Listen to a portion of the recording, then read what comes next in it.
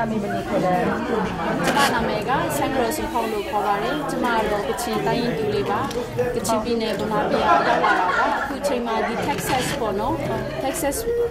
state ရဲ့ဒီ USA Texas state ရဲ့ Arlington မြို့ဆိုတဲ့မြို့လေးမှာနေထိုင်နေတာဖြစ်ပါတယ်အမဒီကချင်စစ်ပွဲရုံဘယ်လိုလဲဟုတ်ကဲ့ဒီကချင်စစ်ပွဲကြီးอ่ะကျမတို့ကချင်လူမျိုးတွေတရားနဲ့ပြည်ခံရပါတယ်ကျမတို့အခုလိုတိုက်ရချင်းဟာပေါ့နော်အရာဒီစစ်ပွဲကြီးအရာညနစ်တက်ပြီးတော့ပျော်ရွှင်ပြီးတော့တိုက်နေတာမဟုတ်ပါဘူးစစ်ဆိုတဲ့ဒီစစ်ပွဲကြီးကိုဘယ်သူမှနစ်တက်တာမဟုတ်ဘူးပေါ့နော်တည်ကြရတယ်ခံစားရတယ်ဒုက္ခရောက်ရပါတယ်ဒါပေမဲ့ကျမတို့အခုလိုတိုက်နေရတယ်ဆိုတဲ့ဟာမတရားတဲ့ပေါ့နော်မြန်မာပြည်မှာအုပ်ချုပ်နေတဲ့ဒီစစ်အစိုးရကြီးကိုမတရားတဲ့ဟာကိုကျမတို့ဒီတော်လာနေခြင်းဖြစ်ပါတယ်ဗမာလူမျိုးကိုတော်လန်ချင်းမဟုတ်ပါဘူးပေါ့နော်ဒီစစ်အစိုးရကြီးရဲ့သူ့ရဲ့အုပ်ချုပ်မှုစနစ်ဟာမတမာမှုပေါ့နော်မတရားမများတာဘူးတိုင်းရင်းသားတွေအပေါ်မှာလုံးဝမတရားတဲ့ဆက်ဆံတဲ့တိုင်းရင်းသားတွေကိုဖိနှိပ်ချုပ်ချယ်တယ်ကျမတို့မှာပြောရဲဆိုခွင့်နေမရှိပါဘူးမိန်းကလေးတွေကိုဆိုလဲသူတို့ဒီမတရားအတ္တမကျန်းတဲ့ဒီရွာသားတွေကိုဆိုလဲပေါ်သားတွေဆွဲပြီးတော့ပေါ့နော်သူတို့ကရိုက်တက်တာမျိုးတို့အမျိုးမျိုးနှိပ်စက်ပြီးတော့တတ်တာမျိုးတို့လုံးဝရင်ထဲမှာမချီအောင်ခံစားရပါတယ်အခုလိုတိုက်နေရချင်းဟာဒီကချင်နေဒီ KIA KIO ကကျမတို့ကချင်တိုင်းသားတစ်မျိုးလုံးအတွက်ပဲမဟုတ်ပါဘူးဗမာပြည်မှာရှိနေတဲ့တိုင်းသားတွေအားလုံးအတွက်ကိုကျမတို့ဒီခုခံပြီးတော့တိုက်ခိုက်နေတာဖြစ်ပါတယ်အမနာမည်ဘယ်လိုခေါ်လဲကျမနာမည်ဆိုင်ခေါ်လို့ကချင်ပြည်မှာဖြစ်ပေါ်နေတဲ့စစ်ပွဲကိုဘယ်လိုမြင်လဲကျမကအစိုးရတွေကကျမတို့ကချင်တွေကိုတက်တက်နှိမ့်ဆက်ညှင်းဆဲနေတယ်ပေါ့နော်ညှင်းချက်နေပဲလို့အဲ့လိုခံယူတယ်ကိုเจ้าซานี่หิงกะชิมีพุนหิโมอากันเนกแรงมีเสกันมีพุนตามหาเสตีอากันดูร้องอ่ะตุบันตรงร้านโถเฮเสဆိုရအရင်ကနဲ့ပေါ့နော်ကျမတို့ကိုညီမျိုးစုံနဲ့သူကညာခဲ့တယ်ပြီးလားဆိုရင်ဒီစေဝါတွေနဲ့လည်းတိုက်ခိုက်ခဲ့တယ်ပေါ့အခုကကျတော့လက်နဲ့အမျိုးတိုက်ခိုက်ခဲ့တယ်เจ้าซาปีนี่เฮลเซนแปกันเต็มพุนนาดังกันอากันดาวแปงตัวเดียวหันจนริทายซีอินอากันดาวเยตูเฮโซไม่ทัลกวนนี่อากันดาวจังကျမတို့ကချင်တွေကဟိုအသားတွေကိုတီးရမှာပေါ့နော်စစ်ဆိုးရတယ်သူတို့ရဲ့ဟို development policy ကိုတီးရမှာအဲ့တော့ကျမတို့ကခံရမှာပေါ့တယောက်ပဲရှိနေတယ်ကိုเจ้าซาให้กันเทน่าฮาวကိုเจ้าซาอัมพงชัมพิจารกันเทน่าฮาวแต่ขนาดกันดาวโคตรละအဲ့ကြောင့်အခုကျမတို့တော်လိုင်းရင်းနေဆိုရလဲအဲ့ဒါတွေကြောင့်ဖြစ်လာတာပေါ့နော်ကျမတို့ဒီလုံးဝသူတို့ဒီဘိုးကျော်အဆန်းကလေးညာခဲ့တဲ့ကိစ္စတွေပေါ့จูราสตุบันโตตุนิบันโตเข็มโจลหันยีเนติมีเฮกันตัวอวงอาเซมีเป็นตัวมีบุชองสันชันเลียวเข็มอะไรถกจองมีเสตลางจงมีตัมปีนี้ได้นักมีจงอันถุดิจังยันก็ชินนี่จะรองได้มีนั่นถุดิเราที่มีนักชิมคนมาအခုအချိန်နဲ့ဗမာပြည်ချိန်နဲ့ကြည့်မယ်ဆိုရင်တခြားတိုင်းဒေသလည်းကနေရဗမာစစ်အစိုးရနဲ့ငင်းချိုင်လည်းမထူးနေကြပြီဒါမဲ့ကချင်တွေကငင်းချိုင်စာချုပ်မချောက်သေးဘူးအဲ့ဒါဘာဖြစ်လို့လဲမသိဘူးအခုအမြင်ပေါ့ကျွန်တော်အမြင်ကိုပြောရရင်ကျွန်တော်ကချင်လူမျိုးတွေဟာစစ်သွေးကြွနေတဲ့လူတွေစစ်ကိုလိုလားနေတဲ့လူတွေချိန်တော့တိုက်နေခိုက်နေရမှာကျင်းနေတဲ့လူမျိုးတွေတော့မဟုတ်ကြပါဘူးဒီမိကောဟာဆိုလို့ရှိရင်လည်းဟိုကျွန်တော်ရဲ့ခေါင်းဆောင်တွေကနေမှအချင်းချင်းခါခါ BBC တို့ VOA တို့ RFA တို့မှလည်းအချင်းချင်းခါခါဖြစ်ခဲ့ပြီးမိကောတော့ဖြစ်ပါတယ်အတူကချင်စီယာဇွန်ဟီရာဟဲကန်ဒူတုကရောင်းလဲရာတော့ကန်ဖုံတုကရောင်းရာတော့ဟဲကန်ဒူတုကရောင်းကန်တော့မီစလောhi kong he cho kama kachin KIA shoi tu zong ne VOA RFA te po zong kan an chim lang ma mi se ko chang နောက်ပြီးမှကျွန်တော်ဘာဖြစ်လို့ငင်းချမ်းရေးကိုအခုတည်းမြူရသေးလဲဆိုတော့မင်းကုန်းကျွန်တော်ကအခုကငင်းချမ်းရေးယူရဲဆိုတော့ကျွန်တော်ရဲ့ကချင်ဒေါ်လာရင်းကာလမှာအခုလွန်ခဲ့တဲ့19နှစ်လုံးလုံးကျွန်တော်ကဆိုရနဲ့ပြစ်ခတ်ရဆဲပြီးမှငင်းချမ်းရေးယူထားတဲ့ကာလဖြစ်တယ်ဒါပေမဲ့ဒီငင်းချမ်းရေးဟာဘာဖြစ်လို့မကြည်မြဲပဲနဲ့အခုဘာဖြစ်လို့ပြန်ပြီးမှကျွန်တော်ခါတယ်မှဒီလိုမျိုးတိုက်ခိုက်မှုတွေပြန်ပြီးမှဖြစ်ပေါ်လာရတယ် กชิมปอนี่เห็นกาได้นามินกันถุดเหล่านักเฮกาได้นามินถุดเหล่าติดก็เห็นกาได้มินถุดนักเฮอล้วนจะกุมเลสริงกันนักตัวจังมินเสมาข้าใจรวงอาดากาได้มินถุดนักอันโชเอที่วันตรงร้านทอจอมโลจงสิมาที่เกลันโลอันนี้ละรอยิ่งชันยี่ส่วนในจงส่วน刚上年没人表演下来，中国这个路就拿10万的年轻人吧，10万的年轻人嘛，中国哈巴皮罗10万的年轻人我们也能拿来，中国也去干别的那个人别的那边的。ฮิบตัวได้นักเฮกันดูมีสกอและกำมาเลนิชนได้นักเฮกันในส่วนแปลงขัดเลยนี่จะรอนอันได้นักข้าอันสุดแล้วและกันนี้กันดูตักมีกันนี้กันบวยมีอตุกันบวยเลี้ยวมีสองเฮรำกองอาศิจ่ารำเคลกองอาศิจ่ากันนี้กันดูตักมีหินโซได้นักตักที่มีได้นักโซสลได้นักตักที่มีกันดูร้องเสียปุ่นนี่ก็ชิมมีปุ่นนี่จะกินได้กันบ๊อบหนึ่งหาสิลาจะกินได้กันบ๊อบโคหนึ่งหาสิลาฉะนั้นชินใจได้หรือก็ชินใจได้เอริดีสิบวันเนี่ยปัตตาปีโรโยเบไปมาเบเบก็ชินใจได้ชินใจได้หรือบอลลูนี่เนี่ยกุ้งยินไหนไม่เนล่านี่สิละบารุเนี่ยกุ้งยินไหนไม่เลย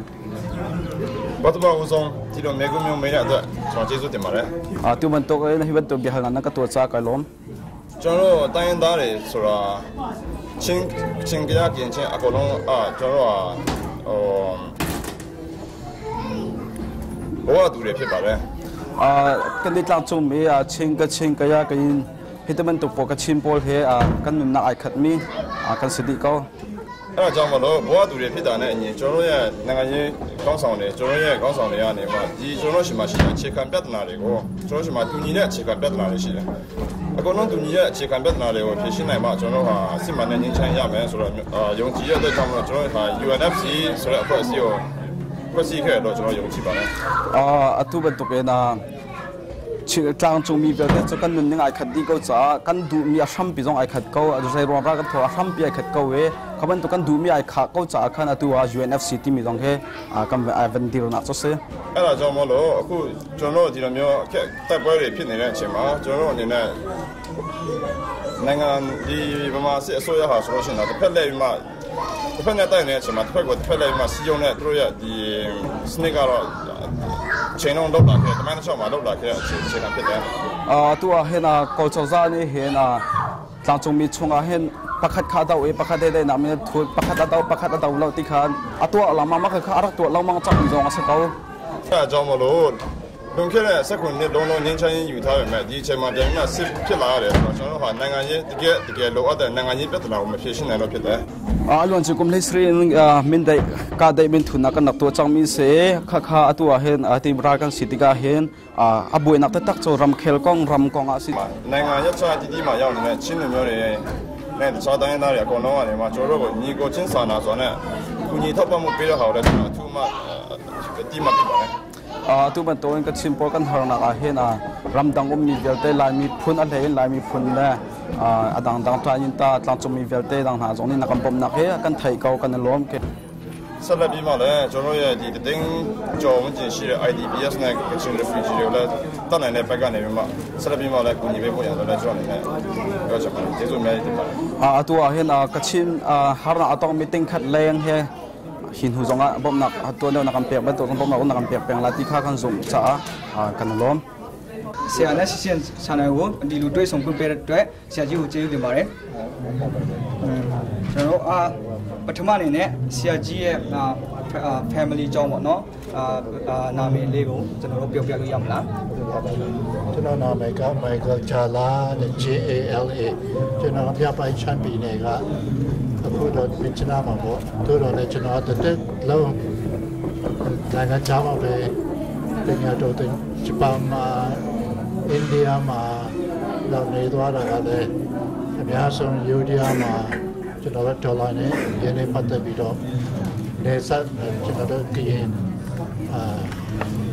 มาดับโลดูกันเนี่ยมาแล้วส่งจากเราอายุน้อยตัวเราเนี่ยใจ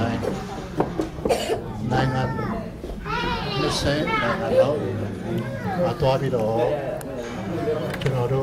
ลอบบี้เราจะเรียนเลยฉันรู้จักส่งตัวเลยอุปสรรคบางสิ่งฉันรู้ว่าตัวเราดีได้ปีเดียว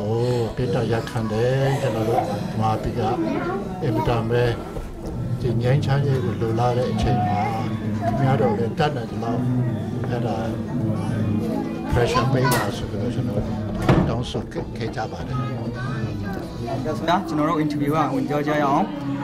ပထမမင်းခုနေနဲ့ဒေါ်အောင်ဆန်းစုကြည်ကိုကချင်တိုင်းရင်းသားတွေကဘယ်လိုမြင်လဲအမြင်တွေ့လေးပေါ့နော်ပြောပြလို့ရမလား ဒေါ်အောင်ဆန်းစုကြည်နဲ့ပတ်သက်ပြီးတော့သူတို့ကကျွန်တော်တို့ချီးညိုပါတယ်ချစ်ပါတယ်အင်မတန်ပဲတကဘာလုံးကသူ့ကိုချီးကျူးတဲ့အတိုင်းနဲ့ကျွန်တော်တို့ဗမာပြည်ရှိတဲ့လူတိုင်းကသူ့ကိုချေမွန်ဖို့ကောင်းပါဘာကြောင့်ဆိုတော့ကျွန်တော်တို့ကိုစားအနေနဲ့သူက16နှစ်ကျော်တို့အစိုးရကသူ့ကိုအဲ့လိုအခြေချုပ်အနေနဲ့အမျိုးမျိုးဒုက္ခပေးခဲ့တဲ့ဥစ္စာကိုကျွန်တော်တို့စိတ်ထဲမှာလုံးဝမချင်တော့ဘူးဒါကြောင့်အခုလည်းဒီအချိန်မှာသူ့စိတ်ထဲမှာတော့ရှိမှာပဲအဲ့ဒါကျွန်တော်တို့ချင်းကချင်အကုန်လုံးအတွက်သူကစူးစမ်းချင်ပါတယ်တို့တော့လည်းတို့နေရာကိုပဲ she is not sure of her own place in the present so-called civilian government so I'm not too sure that she can come to speak for us lobby for us but deep down I know that she's sincere as for myself I have every reason to believe that if I had a chance to see her and talk to her to not got to not tell me lo chino tene bagan so to a pay bu jo an san ne chino a pay do wa kun pong pen long sa chau ma tu so do chino do khet ma le ho dong ga bi khet de bi khet de a lok ko chino do set bi do lo po so a mya yi lo de so do any message ko chino do on san su chi ko chino pya pya chan ba de အခွင့်အရေးရှိလို့ရှင်လေချင်းတိုင်းရင်းသားတွေကချင်းတိုင်းရင်းသားတွေကိုဘယ်လိုနီလာနဲ့ကူညီနိုင်မလဲအခုအထိကျွန်တော်တို့ကိုဘလောက်အထိအကောင့်ထဲပေါ်ပြီးတော့ချင်းအမျိုးသမီးအမျိုးသားကျွန်တော်တို့ညီကိုမောင်နှမဖြစ်နေတဲ့အတွက်ဒီလိုဒုက္ခရောက်နေတဲ့အထူးသဖြင့်ကျွန်တော်တို့ဒုက္ခတွေအတွက်အကြောင်းဘလောက်အထိကူညီနေတယ်ဆိုတာကျွန်တော်ကြားပါတယ်အင်မတန်ဝမ်းသာတယ်ဒါကတော့ကျွန်တော်တို့ချစ်ချစ်ရေးနဲ့လည်းပတ်သက်တယ်စေတနာမေတ္တာစေတနာနဲ့လည်းပတ်သက်တယ်ဆိုတော့အရင်ကကျွန်တော်မလေးရှားမှာလည်းတွားခဲ့တယ်အဲ့မှာလည်းချင်းတဲ့အမျိုးအများကြီးပဲအဲ့မှာကျွန်တော်တို့အချင်းချင်းဒီကိုလာချင်တဲ့လူတွေကိုကူညီကြတယ်အဲ့ဒီတော့ကကူညီကြတဲ့အထိအခုတည်းကူညီနောက်လည်းဆက်ပြီးတော့ကူညီမယ်ဆိုတာကျွန်တော်တကယ်ပဲယုံကြည်ပါတယ်ယုံကြည်တယ်ဆိုတာနံပါတ်2ကတော့ကျွန်တော်ကြားတယ်လေဒီလောက်ဟုတ်တယ်ဖြစ်တယ်ဆိုတော့မသိဘူးတို့တော့လေချင်းအတွင်းမှာပဲကိုကျွန်တော်တို့ပို့ပြီးတော့ unity ရဖို့အဲ့ဒါအရေးကြီးတယ်ကျွန်တော်တို့အားချင်းကlower chin and chin up down Palantidim and all this thing and you have the problem of Mizo and Zomi this and that none of that is important okay the important thing is to be united together with I know we've trained some Chin soldiers in Punjab and Kachin land before so I want this communication should never be broken so that's the first thing that we should keep in touch with each other but I want to say that I highly cherish and respect the Chin people because first of all you guys are probably the most educated in Burma you don't tell people you have so many doctors and lawyers and engineers like that we have to make up use of that for Chin state and for Burma in the future so I wish you well and I thank you for asking if you could be of help yes indeed thank you for every penny every good thought every prayer အခုကချင်အတိုင်းရင်းသားတွေစစ်ဖြစ်နေတဲ့အဖြစ်ပွားလေးကိုဘယ်လိုမြင်တယ်လဲဒါကတော့ကျွန်တော်တို့ဂျပန်ကိုလည်းကျွန်တော်တို့တိုက်ခိုက်လိုက်တယ်အင်္ဂလိပ်ကိုလည်းတိုက်ခိုက်လိုက်တယ်ဆိုဗမာဆိုတော့ကျွန်တော်တို့ဘယ်တော့ခက်မယ်မထင်ဘူးဆိုတော့ကျေးဇူးတင်ပါတယ်အခုလိုတွေ့ဆုံပွဲအင်တာဗျူးအကုန်လုံးဖြည့်ပေးတဲ့အတွက်ဆရာ ရန်ကျေးဇူးတင်ပါတယ် ခေါင်းပါတယ်ကျွန်တော်လည်းအင်တန်ပဲခင်ဗျားတို့တွေ့ရတာအင်တန်ပဲအားရ ကချင်နေကမလိုက်စနဟင်စာနာကန်ဒူမီနာကနေမကျွန်တော်ကချင်လူမျိုးတွေကဘာကျွန်တော်ချင်းလူမျိုးတွေစမှာပြောစရာစကားတွေများရှိလာတယ်ရှိပါတယ်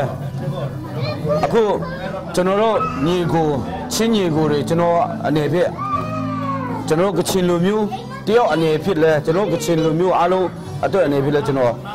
အထူးမှာဆရာရှိပါတယ်အဖြစ်လို့လဲဆိုတော့အခုကျွန်တော်တို့ဒီလိုစစ်အစိုးရကကျွန်တော်တို့ကိုစစ်တပ်နဲ့ဗမာပြည်မှာရှိသမျှစစ်တပ်တိုင်ရင်ပေါင်းနေရာကျော်နဲ့ကျွန်တော်တို့ကို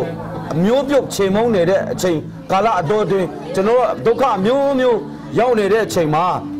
ကျွန်တော်တို့ရဲ့ညီအကိုဖြစ်တဲ့ချင်းတွေကကျွန်တော်တို့ကိုမြောက်များစွာကျွန်တော်တို့ကိုညီခဲ့ပါတယ်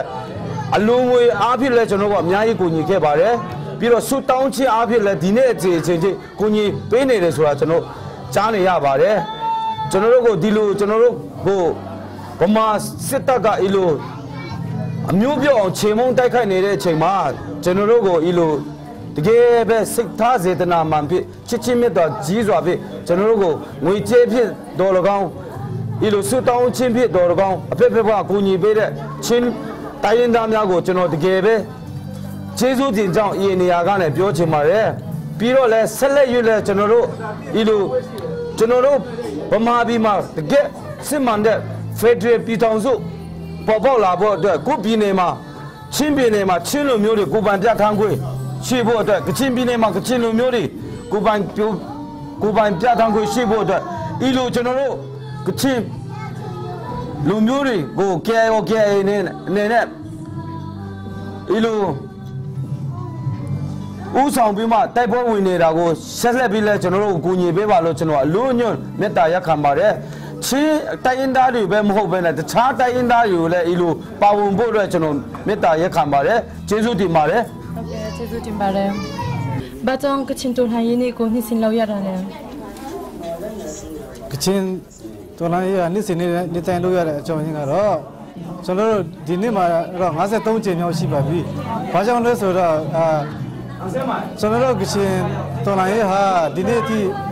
ဒီမှချက်မြောက်သေးပါဘူးဒါကြောင့်မို့ကျွန်တော်တို့ကချင်ရဲ့ရီပန်းချက်ရောက်တဲ့နေ့ထိတိုင်အောင်ဒီတော်လှန်ရေးကိုဆက်လက်ပြီးလုပ်သွားမယ်ဆိုတော့ကျွန်တော်တို့ရဲ့နောက်တော့လက်ဆင့်ကမ်းသွားချင်လို့ဖြစ်ပါတယ်နံပါတ်1အနေနဲ့တော့ကျွန်တော်တို့ဒီ KIA နဲ့ KIO ကချင်လူမျိုးတွေဒါမကအတိုင်းသားအားလုံးရဲ့ကိုယ့်ချမကိုဖန်တီးခွင့်နောက်ပြီးတော့ဒန်းတူခွင့်ရေးတွေကိုတိုက်ပွဲဝင်နေကြတာဖြစ်ပါတယ်ဒါကြောင့်ကျွန်တော်တို့ KIO ရဲ့နောက်မှာကျွန်တော်တို့ကချင်ဘာနောက်မှာရှိတဲ့ကချင်တမျိုးသားလုံးကမနဲ့စီစီလုံးနဲ့သူ့နောက်မှာရှိနေတဲ့အကြောင်းကိုပြလို့တဲ့အတွက်ကြောင့်ဒီပွဲကိုကျင်းပခြင်းဖြစ်ပါတယ်ကျေးဇူးတင်ပါတယ်ဦးပထမဆုံးဦးရဲ့နာမည်နဲ့ဦးအရှင်တို့မှာပါရီလောက်ခဲ့တယ်ပေါ့ကျွန်တော်သိရဆိုရင် KIA မှာလည်းအမှုထမ်းခဲ့တယ်လို့သိတယ်အဲ့ဒါနည်းနည်းပြောပြလို့ရမလားမသိဘူးကျွန်တော်ကအရင်တော့ကတော့အမှုထမ်းခဲ့ဘူးတာပေါ့ဒါမဲ့နည်းနည်းကြာပါပြီအခုကတော့ဒီအမေရိက Texas ဒီ forward မှာပေါ့ကျွန်တော်နေပါတယ်လို့ဒီ Dallas forward ဆိုတဲ့မြို့ကြီးနှမြို့မှာနေတဲ့ကျွန်တော်ကချင်တိုင်းရင်းသားအတင်းတော်ပေါင်းစုံပေါ့အဲ့ဒါလာရောက်ပြီးတော့အားလုံးကိုဖိတ်ခေါ်ပြီးတော့ကျွန်တော်တို့ဒီ53ချိန်မြောက်တော်လှန်ရေးနေ့အစီအစဉ်ကိုကျွန်တော်လုပ်နေရခြင်းဖြစ်ပါတယ်ကျွန်တော်တို့ဒီနေ့ဟာထူးခြားစွာလုပ်တဲ့ဟာကဘယ်လိုလဲဆိုလို့ရှိရင်ကျွန်တော်တို့အရင်ကနှစ်နဲ့မတူဘူးအရင်ကနှစ်ဆိုလို့ရှိရင်ကျွန်တော်တို့အစားအသောက်တွေပါတယ်ဒီနေ့ကအစားအသောက်မပါဘဲနဲ့ကျွန်တော်တို့ကဒီကျွန်တော်ကချင်ပြည်မှာဖြစ်နေတဲ့စစ်ဘေးဒုက္ခရောက်နေတဲ့ပြည်သူပြည်သားတွေကျွန်တော်တို့တွေးချင်းညီကိုမောင်နှမတွေကိုမိသားစုတွေကိုကျွန်တော်တို့ကတတိယပြီးတော့ဒီနေ့ကတော့လုံးဝအစားအသောက်မပါဘဲနဲ့စုတောင်းပေးချအဖြစ်ဒီတော်လာရေးနဲ့အစီအစဉ်ကိုကျွန်တော်တို့အကောင်းဆုံးလုပ်ရအောင်ဆိုပြီးတော့ဥတီချက်နဲ့ကျွန်တော်တို့အစားအသောက်မပါဘဲနဲ့ရေပဲတောက်ပြီးတော့ကျွန်တော်တို့အထူးစုတောင်းပေးခြင်းအစီအစဉ်ကျွန်တော်တို့ပြုလုပ်ရခြင်းဖြစ်ပါတယ်လို့ဟုတ်ကဲ့အခုနာမည်လေးကဘယ်လိုလဲကျွန်တော်နာမည်ဦးတန်းဆန်းလို့ခေါ်ပါတယ်တန်းဆန်းဟုတ်ကဲ့ကျေးဇူးတင်ပါတယ် ဒါဆိုရင်ဟိုကပြောတယ်လို့အခုချမ်းရည်ဆိုတော့အခုအချိန်နဲ့မှကြည့်မယ်ဆိုရင်ဒီမှုရှိလားသူတို့လိုက်စားယူတော့မယ်လို့စုယူမှုရောရှိလားယူတော့ကိလို့ရှိရင်ပါရစီရှိတယ်လေဒီလိုက်စားဆိုတာပြောမယ်ဆိုလို့ရှိရင်ကျွန်တော်တို့ရဲ့နှလုံးသားလည်းဖြစ်ပါတယ်ကျွန်တော်ကချင်တော်လာရေးတွေရဲ့အထွတ်အမြတ်ထားရာမြို့ဖြစ်တဲ့အတွက်ကြောင့်မို့ကျွန်တော်ကချင်လူမျိုးရေးတမတော်အနေနဲ့ရောကချင်ပြည်သူပြည်သားကချင်တယောက်အနေနဲ့ရောအမြဲတမ်းခုခံကာကွယ်သွားဖို့ကတော့ကျွန်တော်ကချင်လူထုတိုင်းရဲ့စိတ်နှလုံးထဲမှာရှိပါတယ်လို့ဘာကြောင့်မို့လဲဆိုလို့ရှိရင်ကျွန်တော်ကခံခဲ့ရပေါင်းများပြီနှစ်ပေါင်း60ကျော်ဒီလူလိုက်ရပြီးတဲ့နောက်ပိုင်းပမာပြည်မှာလည်းလူလိုက်ရဲ့အရသာကိုဘာမှမခံစားရဘူးအမြဲတမ်းပဲဖြစ်နေချုပ်ချယ်တယ်အခုတွေ့တဲ့အတိုင်းပဲကျွန်တော်စစ်ပေးဒုက္ခတွေလည်းတိန်းကြော်သွားပြီအဲဒါကြောင့်အများကြီးဒုက္ခရောက်နေတယ်သူတို့ရဲ့ငိုယိုတန်တွေသူတို့ဖြစ်နေတဲ့အရာတွေအားလုံးဟာကျွန်တော်အမြဲတမ်းကျွန်တော်ကြားနေရတယ်အဲ့ဒါကြောင့်စိတ်မကောင်းဘူးဒါကြောင့်မို့ကျွန်တော်ဒီလိပ်စာဟာသူတစ်ပါးရဲ့လက်ထဲမှာပမာအစိုးရရဲ့လက်ထဲမှာဒါကြားရောက်သွားပြီးရှိတော့ကျွန်တော်ဆက်လက်ပြီးတော့ကျွန်တော်မျိုးဆက်တစ်တွေမွေးထုံးမဲ့ပို့ပြီးတော့ဒီလက်ရှိလိပ်စာထက်ပို့ပြီးတော့ဘာပြောမလဲတိုးတက်တဲ့ပို့ပြီးတော့ပြည့်စုံတဲ့ပို့ပြီးတော့လှပတဲ့ဒုတိယလိုက်စာတတိယလိုက်စာစုထလိုက်စာဆိုပြီးတော့အများကြီးပြန်ပြီးတော့မွေးထုတ်သွားမှာဖြစ်ပါတယ်လို့ဒီလိုက်စာဟာရန်သူရဲ့လက်ထဲချရောက်ပေးမလဲကျွန်တော်တို့ကချင်တယောက်ရဲ့စိတ်ဓာတ်ဟာဘယ်တော့မှရန်သူလက်ထဲမှာမချရောက်ဘူးဆိုတာကျွန်တော်ရဲရဲကြီးကချင်မျိုးသားတယောက်အနေနဲ့အာမခံရပါတယ်လို့အဲ့ဒါဆိုတော့ဗမာစစ်ဆူရကိုတေလောက်ထီအောင်တေမှာပေါ့အဲ့ဒါပြောချင်တာလားဟုတ်တယ်လောက်ထီဘယ်လိုထိပြင်ဆင်မှုရှိလဲပေါ့နော်ဗမာစစ်ဆူရကိုနိုင်ဖို့ရောယုံကြည်မှုရှိလားဒါမှနိုင်မယ်လို့ရောယုံကြည်လားဗမာစစ်ဆူရကိုကျွန်တော်တို့နိုင်ဖို့ကတော့ကျွန်တော်အပြည့်အဝယုံကြည်ပါတယ်ဘာကြောင့်မို့လဲဆိုလို့ရှိရင်ကျွန်တော်တို့ကချင်လူထုအားလုံးဟာထာဝရဘုရားကိုကိုးကွယ်တဲ့လူမျိုးဖြစ်တဲ့အတွက်ကြောင့်မို့ဘုရားရှင်ထံယုံကြည်ကိုးစားခြင်းဆုတောင်းခြင်းအပြင်ကျွန်တော်ရဲ့လိုချင်တဲ့ငြိမ်းချမ်းခြင်းဆုကျေးဇူးကိုကျွန်တော်ရအောင်ရမယ်ဆိုတဲ့ဟာကိုကျွန်တော်ယုံကြည်ပါတယ်လို့အခုက UNFC ဆိုတဲ့တိုင်းရင်းသားFederal Council အဖွဲ့ဆိုတာအခုအသက်ရှင်လာပါပြီဒီတိုင်းရင်းသားတွေစုပေါင်းပြီးတော့ဖွဲ့စည်းထားတဲ့ UNFC အသက်ဝင်လာပြီဆိုလို့ရှိရင်ဘုံရန်သူဟာဘယ်သူဖြစ်မလဲအဲ့ဒါဒီလက်ရှိဗမာအစိုးရတွေကောင်းထဲမှာစဉ်းစားထားဖို့လိုလိမ့်မယ်လို့ကျွန်တော်ပြောချင်ပါတယ်အခုပြောတော့တဲ့ UNFC ဆိုတာကျွန်တော်ကြားဖို့တယ်သူတို့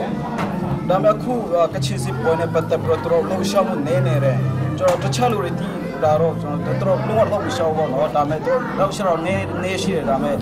အဲ့လိုထိပြောများကြီးကယုံကြည်ထားတယ်လို့မလှုပ်ရှားကြဘူးအဲ့ဒီပုံမှာ UNFC ဘယ်လိုမြင်တယ်လဲကျွန်တော်တို့အနေနဲ့ကတော့ UNFC ဆိုတာကတိုင်းရင်းသားတွေအားလုံးရဲ့ကိုစားပြုပေါ့ဒီအဖွဲ့အစည်းဟာ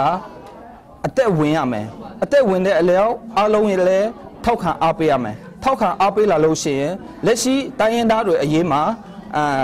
ကိုတိုင်ပြောနေမဲ့အစားအဖွဲ့အစည်းနဲ့ပြောလိုက်မယ်တယောက်တည်းပြောတာနဲ့လူအများကြီးပြောတယ်လူတယောက်တည်းဘာပြောမလဲလူ3ယောက်နဲ့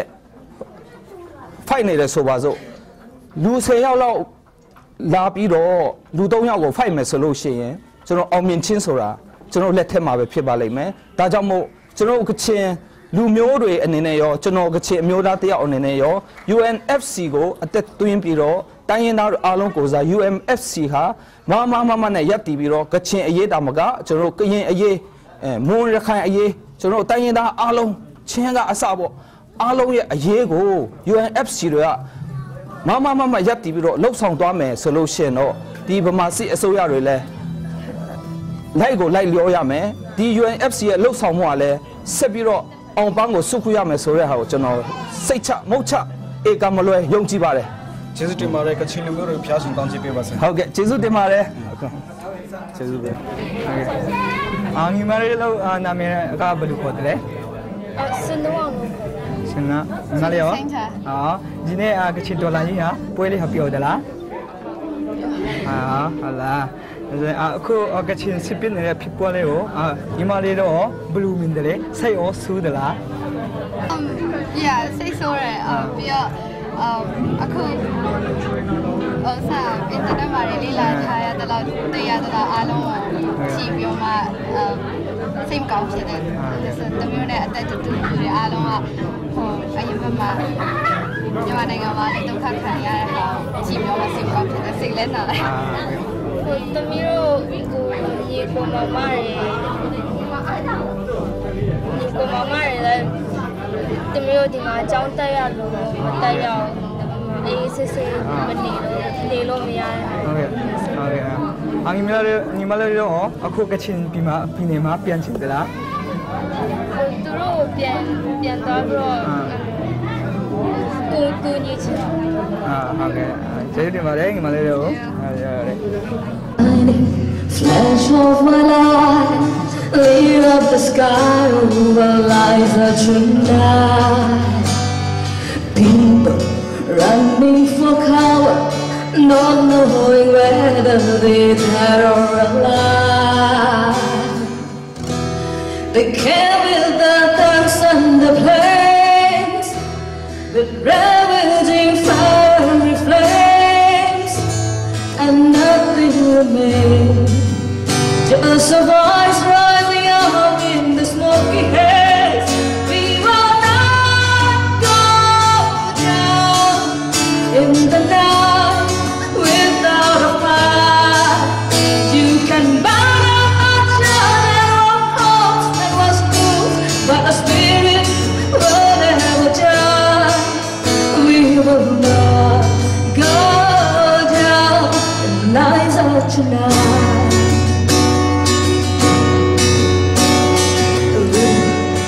Children alive, murder and massacre night of tonight. Are they gone? Leaders of countries afar, to better or who's more right? But the